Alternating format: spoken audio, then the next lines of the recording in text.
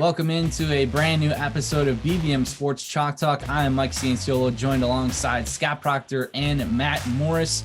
Football fans are itching for the NFL season to start, and we are ready to put a bow on our divisional previews, wrapping up with the AFC South. The Tennessee Titans won the South last season and will look to win back-to-back division titles for the first time since joining the NFL in 1970.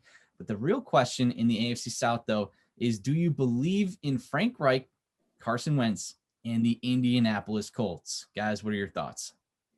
Listen, I do believe in the Colts in the South because, man, I'm going to ask you a rhetorical question here. Which team has the best defense in the division? That's the Indianapolis Colts. Darius Leonard, DeForest Buckner are stars still manning that defensive end, and that's what will keep them in games if Carson Wentz is slow out the gate. But, that's who ultimately this all hinges on, Carson Wentz. Hopefully he got his injury out of the way with that list, Frank, that we saw, and he'll be ready for week one. But there needs to be a night-and-day difference between the Carson Wentz we saw last season in Philly and the one we'll be seeing this season in Indianapolis. He'll be protected by a better offensive line. He'll have better weapons around him, and he'll have his coach in Frank Reich, who he had success with previously in Philadelphia. I watched the Indianapolis Colts win 11 games last season and almost beat the Buffalo Bills in Buffalo in the postseason. So I give the Colts a good chance to be better than that with Carson Wentz leading the way. Matt, how do you see it? I mean, I see your rhetorical question. I'll raise you one myself. Who has the better weapons? The Tennessee Titans do. A.J. Brown, Julio Jones, Derrick Henry. I think Ryan Tannehill has shown in recent years that he has been way more consistent than Carson Wentz. And I've actually been hearing out of Tennessee Titans camp that defense has been improving. The secondary is causing turnovers. The defensive line has really stepped up. So I think they'll clean that up. And as far as the Colts, I just don't know what to gauge as of right now. You lose T.Y. Hilton. That's a huge injury loss, which was probably going to happen, like we've talked about in the production meeting. That was going to happen at some point. Might as well happen now. But then Quentin Nelson also has a lingering injury that could last a while. And Carson Wentz, also has injury history. And so with the way that the NFL is set up, adding another game and it kind of being a war of attrition, I don't know if they can last that long. They have a great defense, and I don't disagree with you at that at all, but I don't see them doing much better than they did last year, which means that this is Tennessee's division to lose. And I just don't know what to expect out of the Colts. I know Carson Wentz was brought in to kind of make them Super Bowl contenders, but I don't think they've proven anything like that or even remotely close. Yeah, man. I mean, I get the skepticism. There's certainly plenty of questions surrounding this team. The main one, as you mentioned, being injuries. And, that's going to be something to watch all season, specifically with Carson Wentz, but really throughout that whole team. But, I guess really where this conversation hinges is like, as I mentioned, is on Carson Wentz. You don't believe that, he's much of an upgrade, if at all, from what Phillip Rivers was able to give Indianapolis and the Colts last season. I happen to disagree. Again, Carson Wentz is still a relatively young player in this league. He's only about 27, 28 years old. He has a lot of football left. And again, the biggest knock on him has been injuries and obviously his inconsistencies last season as well. But again, back in a different system with the coach that he's more than familiar with in Frank Reich, with much more support around him. And again, I think what happened in Philadelphia last season is not exclusively, put on Carson Wentz. I mean, we saw what that mess is. The Philadelphia Eagles are going to be one of the worst teams in the NFL this season, period, point blank. And I don't think that has much to do with Carson Wentz. So again, him being back in a better situation, I think is going to bode well for the Colts. And I think they got an upgrade at quarterback.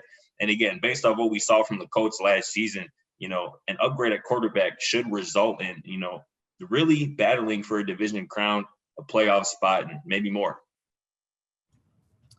I think they definitely did. If Carson Wentz can return to somewhat normal and do well as he did in Philly under Frank Reich, it could be a nice pairing here in Indianapolis. But I think you guys, I don't know that you really mentioned it, the running game or the ability to also catch out backfield with Jonathan Taylor, assuming he stays healthy. The former Wisconsin Badger could really help that offense out if Carson Wentz does get off to a relatively slow start. No doubt. some names in there that you could throw around in terms of fantasy. The regular season officially kicks off Thursday night, September 9th. And if you're still trying to squeak in a fantasy football draft, let's see who from the AFC South you should pick up. Guys, which player in this division provides some upside and would be an intriguing selection in the later rounds? I really love Laviska Shenault, the Jaguars wide receiver for this season. If you didn't already know, Trevor Lawrence is going to be a really good pro NFL quarterback. And in the meantime, he'll be throwing the ball a lot because the Jags will be down a lot in games. So honestly, I'm high on each of the Jags wide receivers, DJ Chark, Marvin Jones, but again, especially Laviska Shenault. He's one of those Swiss Army knife guys who can take handoffs, take quick screens, the distance, and someone who has built some preseason rapport with Trevor Lawrence. Those two connected on 3 straight passes, including a touchdown on Saturday in their preseason finale, in Dallas. And now with Travis Etienne out, who they plan to use as kind of a running back receiver, a hybrid, it should open up even more opportunities for Shenault. Snag him late in your drafts. Laviska Shenault is my guy. Matt, who do you like? I'm going with another wide receiver. I'm going with Michael Pittman Jr. out in Indianapolis. I like how he finished the season. I think he finished it strong with the Colts. And heading into this season, with the addition of Carson Wentz, if Carson Wentz is going to be the quarterback that I think we all, want him to be. Want him to be. Right. Okay. Want him to be. Pittman is built perfectly to step up and fill in and be the next kind of T.Y. Hilton, especially with T.Y. Hilton being out. He's 6'4", he's 220 pounds. They schemed him open last year to optimize his athleticism and his ability to make plays with the ball. And if Carson Wentz can throw the deep ball, Pittman is going to be open, and he's going to just wreak havoc on defenses and those secondaries and get a lot of yards after catch and all those fun, stats that, fantasy football, fans just drool over. So I think Pittman is a guy that obviously you don't go, high with, but if he's there late in the draft, definitely go after him because there's a lot of upside. Yeah, we talked about this. I love this pick as well because Michael Pittman has the opportunity to be the Indianapolis Colts' #1 receiver by season's end. And there's not too many guys with that possibility that you're going to be able to draft super late, round 13, round 14 of your fantasy draft. So Michael Pittman has significant value. And you said it, I love how he finished the season last year, the regular season. He played great in that playoff game at Buffalo. So I expect even bigger things from Michael Pittman in year 2.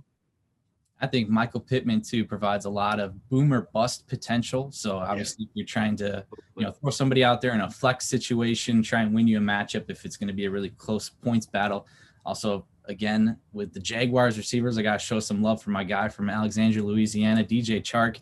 He's just 2 years removed from a Pro Bowl appearance in his sophomore season when Gardner Minshew was thrown to him. He had 118 targets that year, 73 receptions, 1,008 yards, 8 touchdowns. Last year, a little regression. Minshew wasn't doing as well, but with Trevor Lawrence under center, that's definitely a guy. Laviska Shenault Jr. is going to be another option out of Jacksonville that people should definitely be keeping an eye out for. But those Jags wide receivers definitely should be available there in the later rounds. It should be an option that you guys will be wanting to select. But we're not done getting you ready for the regular season, but that will conclude our NFL divisional debates. Thanks for listening to Chalk Talk. That'll do it for us here at BVM Sports. For Scott Procter and Matt Morris, I'm Mike Cianciolo. We'll see you next time.